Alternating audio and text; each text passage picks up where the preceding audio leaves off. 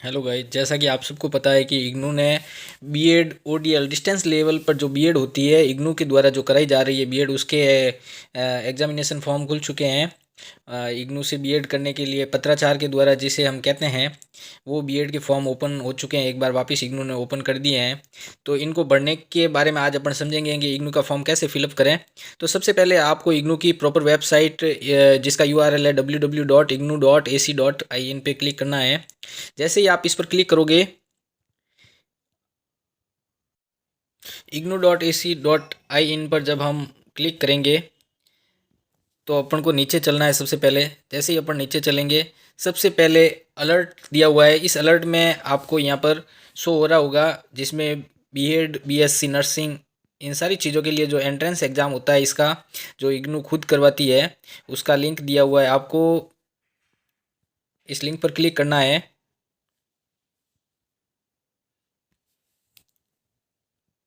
जैसे ही आप इस लिंक पर क्लिक करोगे, सबसे पहले आपको अलग अलग जगह पीएचडी के बारे में दिया हुआ होगा, बीएड के बारे में दिया हुआ होगा, बीएससी के बारे में दिया हुआ होगा। अपन को बीएड एडमिशन पोर्टल लिंक पर क्लिक करना है। ये यहाँ पर एडमिशन पोर्टल लिंक दिया हुआ है। अपन जैसे ही पोर्टल लिंक पर क्लिक करेंगे, अपन को सबसे पहले कोई वापस वो मोबाइल नंबर पुनः एक बार वापस डालना है। उसके बाद में ये सारी चीज़ें डालने के बाद में अपन को कैप्चा डाल के रजिस्टर करना है। आपको इस रजिस्टर्ड मेल पर एक इग्नू के द्वारा ओटीपी भेजी गई होगी। उस ओटीपी को यहाँ पर ओटीपी वाले ऑप्शन में क्लिक करके फिल करना है। ओटीपी फिल करने के बाद में आपको डालना है कैप्चा।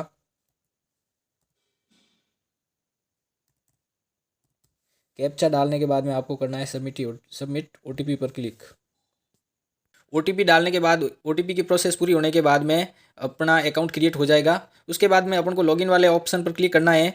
लॉगिन वाले ऑप्शन पर क्लिक करने के बाद में अपन को यहाँ पर अपनी मेल आईडी और पासवर्ड जो अपन ने बनाए हैं, वो पासवर्ड पासवर्ड कम से कम 6 डिजिट के होने चाहिए। और अपनी जो रजिस्टर्ड मेल आईडी अपन ने इग्नू का अकाउंट बनाते वक्त क्रिएट करी थी, वो एक ईमेल आईडी डालनी है। उसके बाद में यहाँ पर कैप्चा डालना है। उसके बाद प्रोफाइल अपनी ओपन होगी। लॉगिन करने के बाद में जैसे ही होम पेज खुलेगा, सबसे पहले अपनी प्रोफाइल का पेज खुलेगा। प्रोफाइल में जैसे मैंने यहाँ पर मेरी सारी डिटेल्स फिल कर रखी है, आपकी जो भी सारी डिटेल्स है इनको अपडेट डिटेल्स करके मैं एक बार वापस आपको बता देता हूँ। सबसे पहले यहाँ अपना नाम डालना है। नाम के बाद में अपना जेंडर बताना है।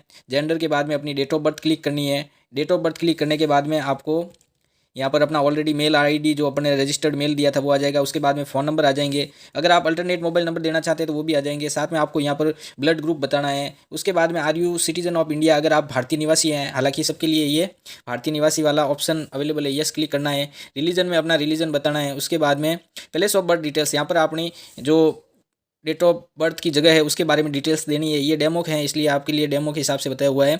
उसके बाद में फैमिली डिटेल्स देनी है। यहाँ पर आपको अपनी मदर्स नेम, उसके बाद में अगर मदर्स नेम के साथ आपका हिंदी में मदर्स नेम लिखना चाहते हैं तो इसमें मेजर चीज़ें ये है कि जो स्टार दिए हुए हैं, जिनके पीछे स्टार है, वो डिटेल्स पढ़नी बहुत ज़रूरी है।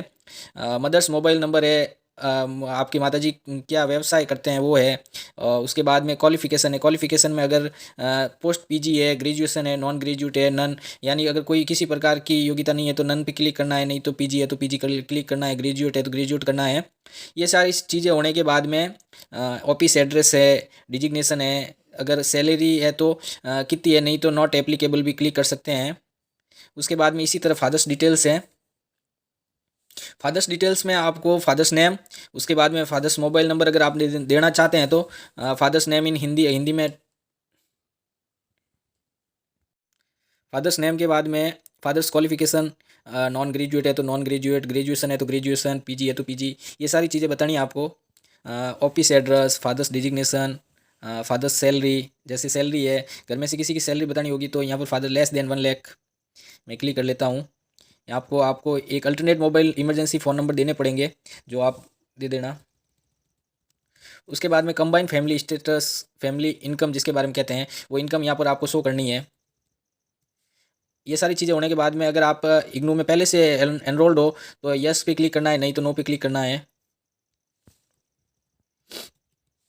अदर कैटेगरी कोटा, इसमें जैसे किसी प्रकार की दिव्यांगता है अगर विजुअल है तो विजुअल, फिजिकल किसी प्रकार की है, ईयरिंग से रिलेटेड है तो वो सारी चीज़ें शो करनी है। अगर नॉट एप्लीकेबल है तो आपको नॉट एप्लीकेबल पर क्लिक करना है। कश्मीरी रिलेटेड अगर कोई डिटेल्स है तो वो यहाँ पर शो करनी है, यस है तो यस, नहीं तो नॉट एप्लीकेबल करना है।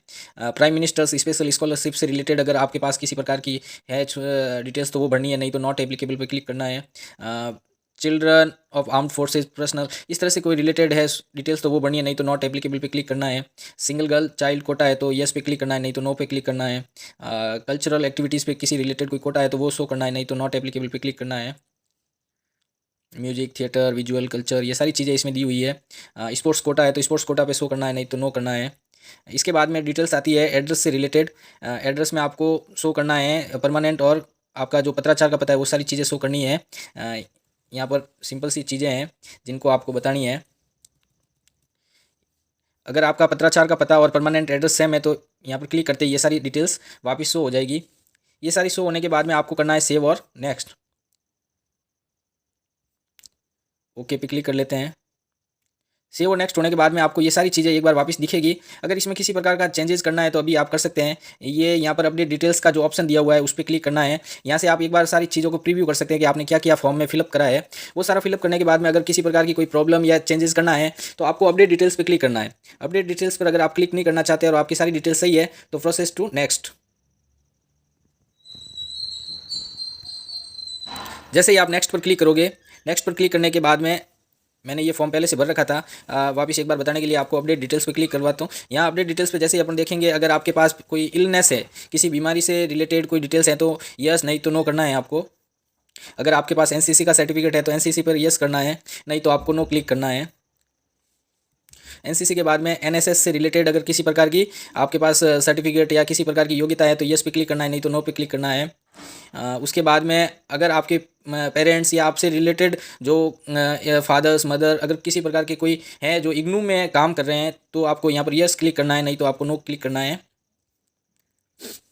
ये सारी चीज़ें होने के बाद में अगर आप इन सर्विस है मोस्टली डिस्टेंस एजुकेशन से रिलेटेड बीएड जो गवर्नमेंट एम्प्लॉयज़ हैं वो सारे करते हैं, तो अगर आपके पास आप ऑलरेडी सर्विस में है तो यस पे क्लिक करना है, नहीं तो आपको नो पे क्लिक करना है। मोस्टली लोग इन सर्विस रहते हुए ये करते हैं तो यस पे क्लिक कर रहा हूँ मैं यहाँ पे। लैंग्वेज में आपके पास इंग्लिश, हिंदी और इसके अलावा एक अदर लैंग्वेज, 2 अदर लैंग्वेज दी हुई है। आपको इनमें से कौन कौन सी आती है वो सारी डिटेल्स बनी है। आपके पास रीडिंग, राइटिंग और स्पीकिंग से रिलेटेड है चीज़ें क्लियर तो आपको यहाँ पर शो करनी है। इन सारे में टिक करने हैं आपको जो अगर आपको रीडिंग, स्पीकिंग और राइटिंग ये सारी टिक करने के बाद में आपको वापस सेव एंड नेक्स्ट पे क्लिक करना है। सेव एंड नेक्स्ट क्लिक करने के बाद में आपको इसके आगे वाली जो प्रोसेस है ये सारी डिटेल्स भरने के बाद में आपको ये सारी डिटेल्स वापस शो होगी प्रीव्यू के लिए कि आपने कौन कौन सी डिटेल्स भरी है और वो सारी चीज़ें इसमें शो होगी। इसमें वापस किसी प्रकार की कोई गलती या त्रुटि रह गई है तो आप अपडेट डिटेल्स पे क्लिक करके सही कर सकते हैं इसको, नहीं तो अगर सारी चीज़ें सही है तो आपको प्रोसेस टू नेक्स्ट करना है। जैसे आप प्रोसेस टू नेक्स्ट करोगे उसके बाद इसके आगे वाला पेज ओपन हो जाएगा। ये पेज ओपन हो रहा है, यहाँ पर मैंने ऑलरेडी भर रखे हैं। तो जैसे आपको अगर फ़ोटो करने हैं 10 KB से लेकर 500 KB के बीच, सिग्नेचर करने हैं 10 KB से 500 KB के बीच, और इसी प्रकार आपको एक्सपीरियंस सर्टिफिकेट अगर आप गवर्नमेंट एम्प्लॉय हैं और एक्सपीरियंस सर्टिफिकेट आपके पास है तो वो भी करना है, 10 से 500 KB के बीच में अपलोड करना है। ये सारी चीज़ें आपको फ़ोटो और सिग्नेचर जो है वो आप जेपीजी में कर सकते हैं, और जो एक्सपीरियंस सर्टिफिकेट है वो आप पीडीएफ में भी कर सकते हैं। आपको अगर करना है तो सिंपल सा इसका प्रोसेस है। आपको यहाँ पे सिलेक्ट फाइल पे क्लिक करना है। उसके बाद में फ़ोटो पे मेरे पास ये डेमो के लिए वीडियो बनाया हुआ है तो डेमो से रिलेटेड मैंने यहाँ पर फ़ोटो अपलोड कर दी है। ये सारी फ़ोटो अपलोड करने के बाद में आपको चलना है आगे नेक्स्ट टू प्रीव्यू। जैसे ही आप नेक्स्ट टू प्रीव्यू पे क्लिक करोगे इससे आगे वाली रिलेटेड जो भी डिटेल्स है, पर्सनल डिटेल्स, वो सारी प्रीव्यू हो जाएगी आपको कि आपने क्या क्या डिटेल्स भरी है, क्या क्या नहीं भरी है। वो सारी डिटेल्स शो होने के बाद में ये सारी चीज़ें शो होने के बाद में आपको यहाँ पर आगे और चलना है submit and lock. Submit and lock पे क्लिक करेंगे आपको, जैसे ही आपको एक सबमिट प्रोफाइल से रिलेटेड शो होगा। सबमिट वाले बटन पे क्लिक करोगे आपको ये एक शो होगा, पॉपअप शो होगा, मैसेज शो होगा submit and lock profile details. आपको यहाँ पर क्लिक करना है। क्लिक करने के बाद में आपको करना है कन्फर्म एंड लॉक। सारी डिटेल्स एक बार आप पूरी तरह से चेक कर लें वो सारी चीज़ें सही है कि नहीं है। वो सारी होने के बाद में आपसे ये डिटेल्स मांगेगा कि भाई ये सब सही है, तो उसके बाद आपको लॉक करना है, एक बार पढ़ के करना है। इसके बाद अपने पास एक नई विंडो ओपन होगी जिसमें अपन को पूछा जाएगा, नया पेज ओपन होने के बाद में सबसे पहले अपन को पूछा जाएगा कि प्रोग्राम लेवल कौन सा है। तो सिंपल सा है, बैचलर प्रोग्राम है। Bachelor program, bachelor of education से रिलेटेड डिटेल भरने के बाद में अपन ने रेगुलर मोड में कौन सा कोर्स करा है उसके बारे में बताना है। जैसे काफ़ी अलग अलग स्टेट में अलग अलग नेम्स हैं इसके, कहीं बीएसटीसी है, कहीं डीएलएड है, कहीं जेबीटी है, तो उसकी डिटेल्स बतानी है अपन को। तो सबसे पहले मैंने जैसे बीएसटीसी करी है तो बीएसटीसी शो कर लेता हूँ। पासिंग ईयर मेरा 2019 है तो 2019 कर लेता हूँ। इसमें मैंने 78% मिले या प्राप्त करा, तो वो सारे परसेंटेज की डिटेल्स आपको बतानी है। उसके बाद में आपको बताना है कि आप के लिए एग्ज़ाम सेंटर कौन सा है, नियरेस्ट आपके नज़दीक में कौन सा एग्ज़ाम सेंटर है, उसके बारे में डिटेल्स देनी है। जैसे मैं ये शो कर देता हूँ शिमला। अलग अलग स्टेट में अपने हिसाब से चीज़ें बतानी है। उसके बाद में ये सारी चीज़ें यहाँ आ गई कि भाई आपने एडिशनल डिग्री या डिप्लोमा जो भी करा है वो कौन सा करा था, स्टेटस क्या था। ये अभी तक मैंने सबमिट नहीं करा इसलिए सबमिट नॉट सबमिटेड आ रहा है। एग्जाम सेंटर कौन सा चूज है, वो सारी चीज़ें बतानी है इसमें। इसके बाद में अगर अपडेट करना है तो यहाँ से अपन अपडेट भी कर सकते हैं, नहीं तो नेक्स्ट पे क्लिक करेंगे। नेक्स्ट पे क्लिक करने के बाद में शो होता है ये सारी डिटेल्स है जो अपन ने पहले भरी थी। उसके बाद में वापस नेक्स्ट पे क्लिक करना है।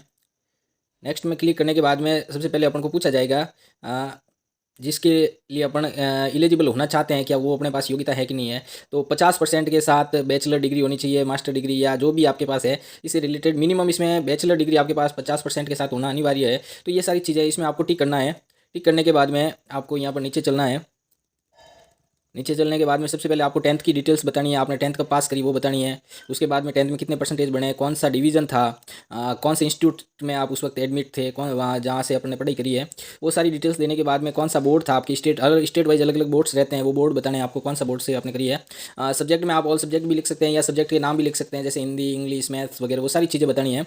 ये सारी बताने के बाद में 10th होने के बाद में आपको बतानी है 12th में आपने कौन से ईयर में पास करी, कितने परसेंटेज के साथ, कौन से डिवीज़न के साथ, कौन से इंस्टीट्यूट में और कौन से बोर्ड के साथ, आपके सब्जेक्ट क्या थे। मैंने यहाँ पर आर्ट्स शो करा है, आप आर्ट्स से रिलेटेड आर्ट्स ग्रुप में जो भी स्ट्रीम में आ रहे हैं सब्जेक्ट्स उनकी डिटेल्स भी दे सकते हैं, ऑप्शनल वगैरह वो सारी चीज़ें बता सकते हैं। उसके बाद में आपको बताना है ग्रेजुएशन आपने कब करा, ग्रेजुएशन में आपके पास कौन सी स्ट्रीम थी, उसमें कौन कौन से सब्जेक्ट थे वो भी शो कर सकते हैं आप यहाँ पर। उसके बाद में अगर आपने ग्रेजुएशन ऑनर्स में कराया तो आपको यहाँ पर नो पे क्लिक करना है या यस पे, अगर आपने ऑनर्स में कराया तो आपको यस पे क्लिक करना है और नहीं तो नो पे क्लिक करना है। ग्रेजुएशन में कौन सा बोर्ड या यूनिवर्सिटी थी उसकी डिटेल्स बतानी है आपको।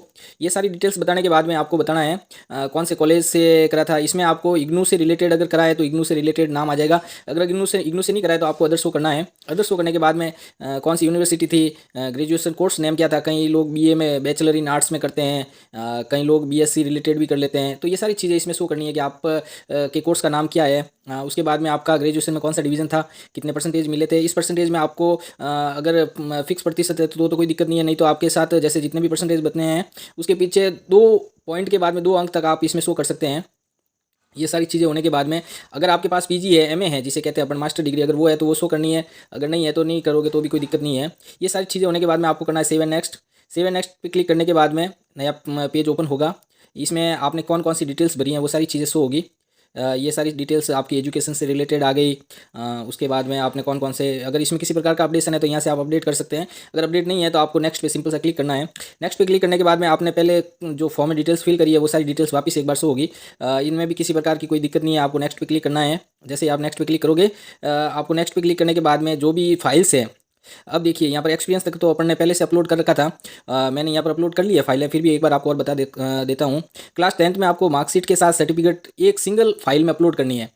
इसको आप पीडीएफ में कर सकते हैं, ये 10 KB से 500 KB के बीच होना चाहिए। उसके बाद 12th का है, 12th में भी मार्कशीट और सर्टिफिकेट इन सिंगल फाइल, ये मार्कशीट और सर्टिफिकेट दोनों जरूर आप करें। कई बार क्या होता है सिर्फ मार्कशीट करते हैं या कई बार सिर्फ सर्टिफिकेट करते हैं, तो इसके बीच में आप नहीं रहें, डाउटफुल स्थिति में ना रहें, इसलिए आपको एक ही फाइल में मार्कशीट और सर्टिफिकेट दोनों अपलोड करने हैं। ये सारी चीज़ें होने के बाद में आपको ग्रेजुएशन में भी मार्कशीट और सर्टिफिकेट शो करना है। उसके बाद में डिप्लोमा अपलोड, इसमें आपको बीएसटीसी जो भी आपने शो करा ना सबसे पहले, तो वो भी पीडीएफ में अपलोड करना है। ये सारी चीज़ें अपलोड करने के बाद में यहाँ से आप फाइल देख सकते हैं, मैंने ये डेमो के रूप में आपको बता दिया। इसके बाद में एक बार प्रीव्यू देखेंगे अपन वापस। प्रीव्यू में ये सारी चीज़ें आ गई, यहाँ पर वो पूरा का पूरा जो अपन ने डिटेल्स शो कराए वो सारी डिटेल्स पर हुई आ गई। एडिशनल डिग्री, डिप्लोमा आपने रेगुलर मोड में कौन सा करा, बीएसटीसी है, कब करा, 2019 के आसपास, कितने परसेंटेज के साथ, वो सारी चीज़ें इसमें आ गई। उसके बाद में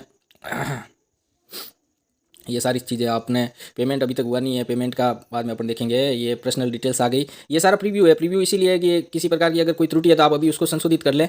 ये सारी चीज़ें आने के बाद में और अपन इसी तरह नेक्स्ट करते करते करते लास्ट तक देखेंगे। एकेडमिक डिटेल्स यहाँ आ गई आपके पास, एकेडमिक डिटेल्स में सिलेक्टेड एलिजिबिलिटी क्राइटेरिया 50% से अबव होना जरूरी है। ये सारी डिटेल्स जो अपन ने पहले देखी थी फॉर्म में फिल करते वक्त, वो सारी डिटेल्स वापस हो रही है। बढ़ने के बाद में ये 12th की डिटेल्स आ गई, उसके बाद में ये ग्रेजुएशन की आ गई। मास्टर डिग्री आप चाहते तो शो कर सकते हैं, नहीं तो नहीं करोगे तो भी कोई दिक्कत नहीं है। उसके बाद में अपलोडेड, यहाँ पर आप ये जरूर देखें ध्यान से, फोटो अपलोडेड है या नहीं, सिग्नेचर है या नहीं। इसमें अगर किसी प्रकार का एरर है तो आप उसको संशोधित कर लें, क्योंकि फाइल अपलोड करना बहुत जरूरी है। बिना फाइल अपलोड करे हुए आपका फॉर्म सबमिट नहीं होगा। ये सारी चीज़ें होने के बाद में आपको करना है सबमिट पे क्लिक।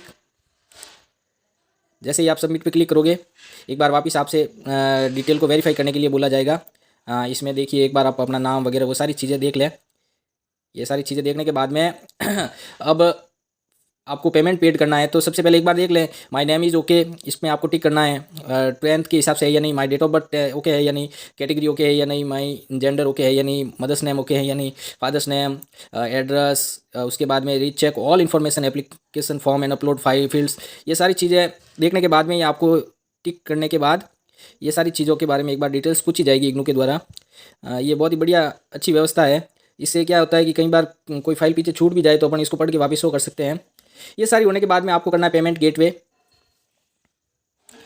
पेमेंट गेटवे पे क्लिक करने के बाद में आपसे पेमेंट से रिलेटेड डिटेल मांगी जाएगी।